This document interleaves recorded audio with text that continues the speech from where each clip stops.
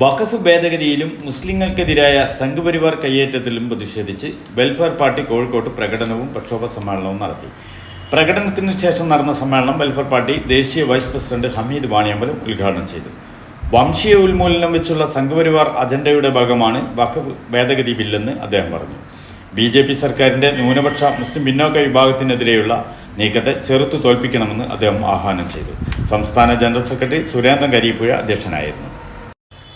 Media one Madhyamam group editor O Abdurahman, NP Chekkutty, Muslim youth league vice president advocate Shibu Meeran, K Ambujakshan, Randarkara Meeran Maulavi, advocate Muhammad Haneefa, Jabeena Irshad, K Shefeeq, TK Madhavan എന്നിവർ സംസാരിച്ചു.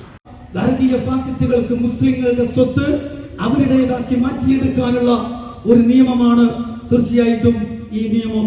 അതുകൊണ്ട് നമ്മളെ സംബന്ധിച്ചിടത്തോളം നമ്മൾ മനസ്സിലാക്കേണ്ടത് ഇതൊരു വംശീയ പദ്ധതിയാണ്. ഈ വംശീയ പദ്ധതി നേടിയെടുക്കുന്നതിന് വേണ്ടി ഇവർ കാണിക്കുന്ന പല പദ്ധതികളും നമ്മുടെ രാജ്യത്ത് അറിഞ്ഞുകൊണ്ട് പെരുമാറിയിട്ടില്ലെങ്കിൽ തീർച്ചയായിട്ടും വർഗീയ ഫാസിസത്തെ നമുക്ക് പ്രതിരോധിക്കാനാവില്ല.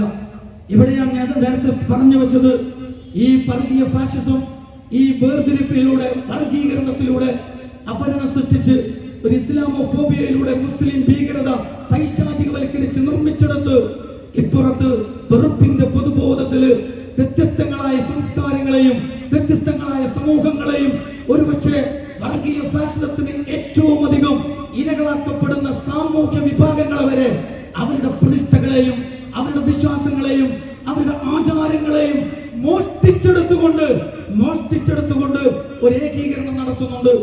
ആ സാംസ്കാരിക ഫാഷിസം ഉണ്ടല്ലോ, ആ സാംസ്കാരിക ഫാഷിസത്തിന്റെ ഭീകരതയാണ് യഥാർത്ഥത്തിൽ നമ്മൾ ഇന്ത്യ രാജ്യത്ത് കണ്ടുകൊണ്ടിരിക്കുന്നത്.